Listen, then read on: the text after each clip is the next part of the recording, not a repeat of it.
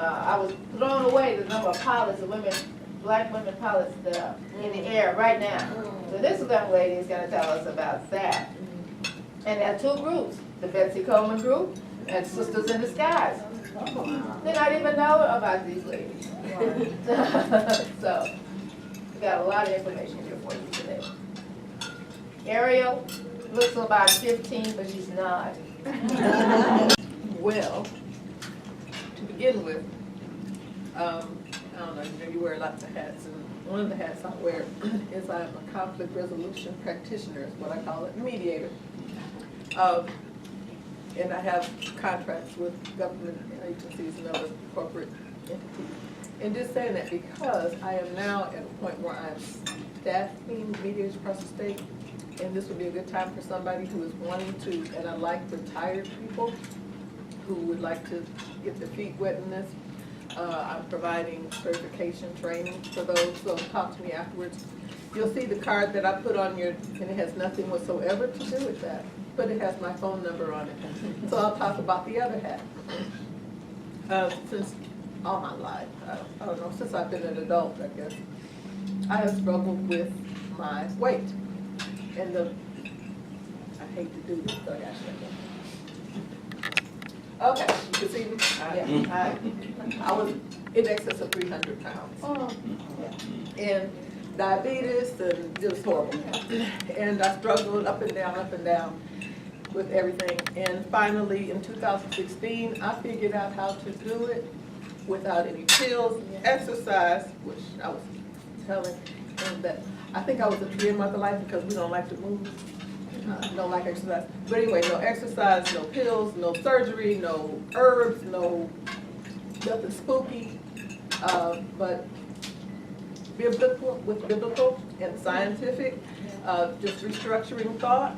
And I have released it and kept it up. I don't even desire things, if you don't understand how big that is. That's a big deal. And also what I do is, for nothing, I help people to follow the path that I have done. And I have a program, it operates much like a 12-step program, but it's not.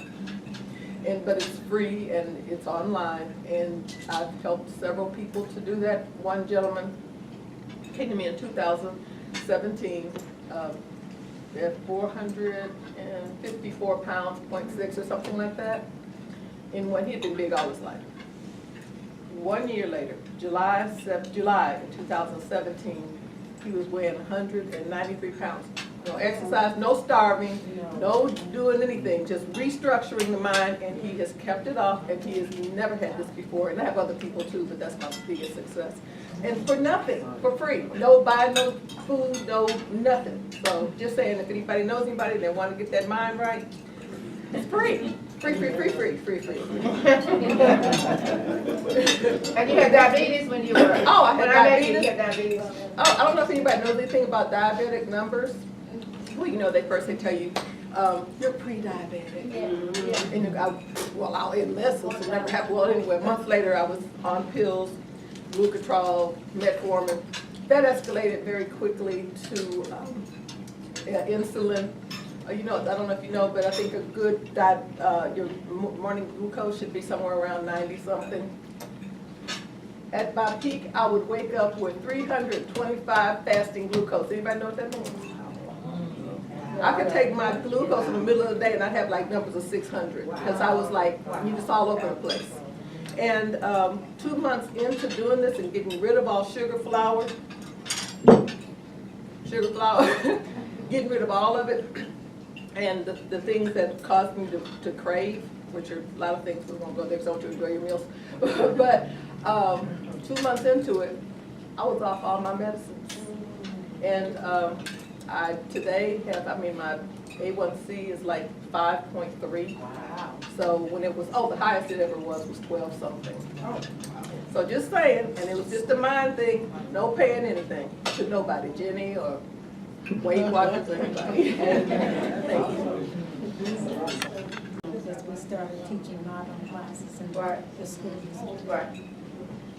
And for the judge that is here, what our modeling classes really are done, Judge Jackson, they were getting pregnant, and I didn't understand it.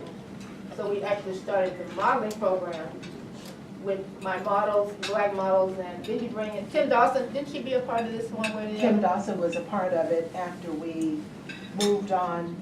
Can you stand up, please? So that we Sorry, can- Please. My apologies. Good afternoon. Well, yes, the program started, we were back at Ann Taylor's Art Gallery is actually where we started.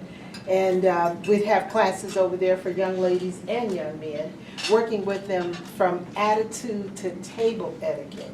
We found that we had them looking great. We worked wonders outside. But the inside was permeating the outside. So we had to start to work to create a curriculum that worked inside out. And that's what we did. We moved, our class was so large, we had to move over to Redbird Mall. And at that time, they were having a problem with the youth just laundering the malls.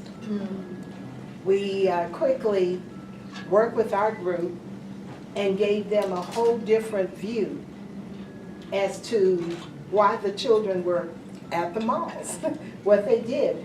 What we did, the merchants started to ask us for employees. They started to get vested into the malls by getting jobs.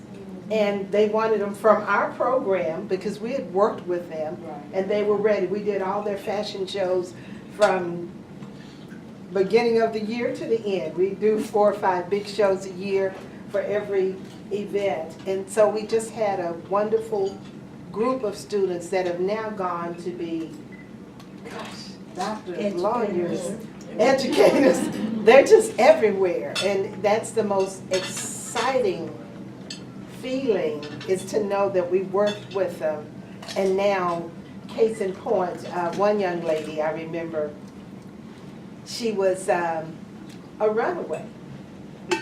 Now she's a PhD child psychologist. You know, so the proof is in the pudding. So we've had a good run from Esther putting me in, starting me in the catalog, working with the COOL with all the Afrocentric, where we had a ball. We did have a good time. But Esther had a particular dress that she always liked me to wear. Do I have to hear that again? But it was fun because that was the beginning of, I was never a 4, 6, or 8. And Linda, we're gonna be talking. I was never a 4, 6, or 8. I was always that statuesque girl. Girl 16, rolling, she's there. So with that, it's been just the constant, the curvy girl thing. So now to see the curvy girls in the mix is really kind of fun, exciting, but we also know that something different can happen with that. So that's even another way to engage with my sister Linda. So there's so many, we've had so much fun today, even with the students that unsheltered youth. My goodness, this is one of the mixers that I love that Esther does, because we get to meet so many others that I know she teases you, said that you're in the Eiffel Tower. She had no. But the thing is that it's so nice because you're able to meet others in different ways, from the judges to the attorneys. So, yes, I love the hairbrainers of ED. Before you sit down, would you tell us Yes. about our commander, About what? the young lady that's now a commander? Oh, Shimia. Come here. Yes. Shimia started with us at Redbird. She attended Carter High School, went on to college at Prairie View, and there she was enlisted in the Navy. She got all 4 of the highest honors the Navy had to give at that time when she graduated Prairie View. Now she is the commander she's Black Ops in the Pentagon. Wow. So we roll like that, y'all.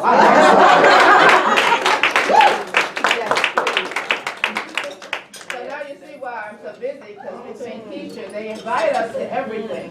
We gotta get back on track, because we got a lot of ground to cover. Mr. Jones, please.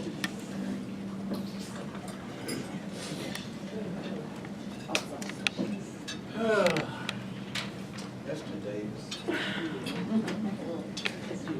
In my Gunsmoke mode, this is my Gunsmoke time. Matt Dillon is on. Matt Dillon is on. I'm big time Gunsmoke. Then my day starts. Wow. Well, we have been around a long time. Don't let the school taste food. We've got a lot of tread under our feet after all these particular years. And one of that I just wanted to touch on, I'm going to be getting with you because I'm working with a company called Red House, and we do virtual reality education. So it's augmented reality now. So we are literally, I went to a training program at Microsoft. We've got Southwest Airlines, and we're going to be working on DeSoto School Districts right now. So what we got is you put the goggles on and you do this. And everything comes to you, so you know, doctors are doing it in medical schools, they're doing mechanics learning how to do it because everything is virtual reality. Not virtual reality where you're engulfed in the actual thing, but augmented reality where you have the goggles, but I can still see and hear everything, so I'm not totally immersed. So what it's going to do is it should increase the attendance for our students because we have to level the educational playing field in order so that they can be more viable economically as they go forward. Because if you can't learn how to make money, you ain't gonna make no money if you can't stay in school. So we can get them to stay in school with this type of educational teaching tool. They'll be less disruptive in the classroom, they'll be more attentive, and then we can bridge that education gap that's widening seriously. So just wanted, I'll be getting in touch with you once you get elected to the school board. Absolutely. We got friends in Cedar Hill. Great. We got friends in high places. Please share it.